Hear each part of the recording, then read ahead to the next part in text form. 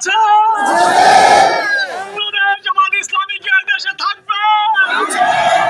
90% মুসলমানের দেশে হিন্দুত্ববাদ চলবে না। জামাত ইসলামী থাকবে, ইসলাম থাকবে, কোরআন থাকবে, আলেম ওলামা থাকবে, কোরআন থাকবে, হাদিস থাকবে। ধন্যবাদ সবাইকে।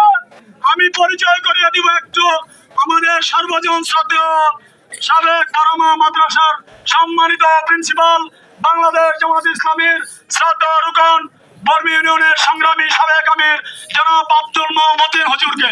জনাব আব্দুল মতিন হুজুর অসুস্থতার কারণে কথা বলতে অপারগতা প্রকাশ করেছিলেন। সম্মানিত সুধী, এ পর্যায়ে বক্তব্য নিয়ে আসেন বাংলাদেশ জামাত ইসলামীর শ্রীপুর উপজেলা শাখার সংগ্রামী আমির জনাব মাওলানা নুরুল ইসলাম। জনাব মাওলানা নুরুল ইসলাম।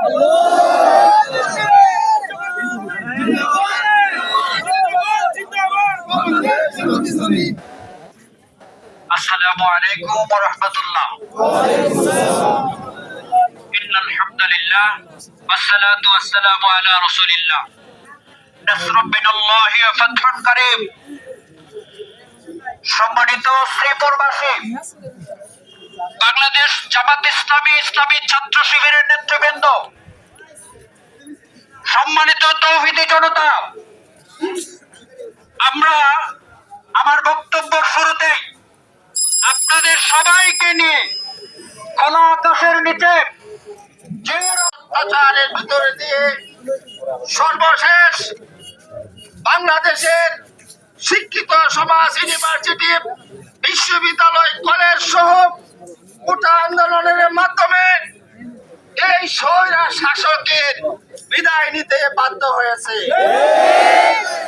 সম্মানিত উপস্থিতি, আজকে এই বিজয় আনার জন্য যে সমস্ত যুবক ভাইরা, ছাত্র ভাইরা, ছাত্রীরা এবং আম জনতা যারা যাদেরকে সমর্থন দিয়েছে, আল্লাহর সাহায্যের মাধ্যমে জাল হক ও জাহাকাল বাতিল যখন সত্যের আগমন হবে, অন্যায় জুলুমের দেশ থেকে বিদায় নেবে।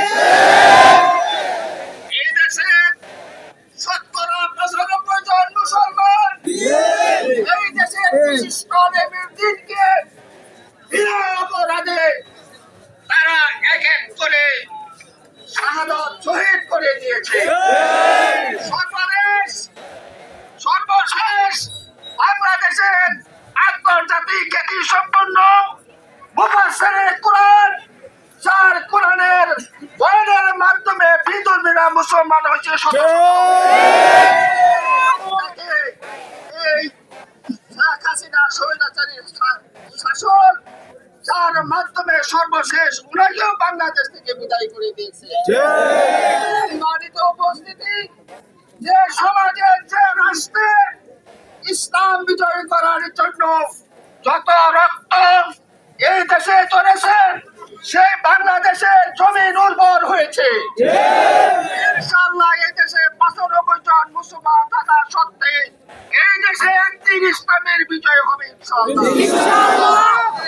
কোরআনের শপথের আলোকে বাংলাদেশে যেন আল্লাহর আইন এবং সত্যকে শাসনের মাধ্যমে মানুষের জুলুম, নির্যাতন, গুম, হত্যা সব কিছু এই দেশ থেকে বিদায় নিবে ইনশাআল্লাহ।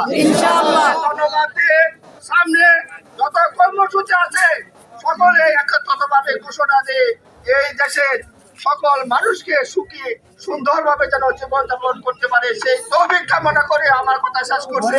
আসসালামু আলাইকুম।